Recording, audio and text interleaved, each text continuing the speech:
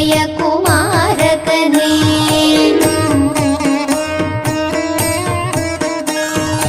இமயமலை அதன் பெருமையை காத்திட யோக நிலை தந்த கந்தனிவன். ஜய ஜய ஷண்முக சுந்தர தேவனின் திருவடி சரணடை பணி மனமே.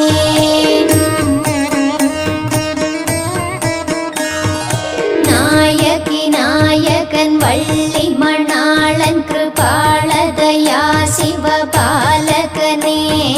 சரவண பவனிவன் சங்கரன் மகனிவன் ஐங்கரன் சோதரன்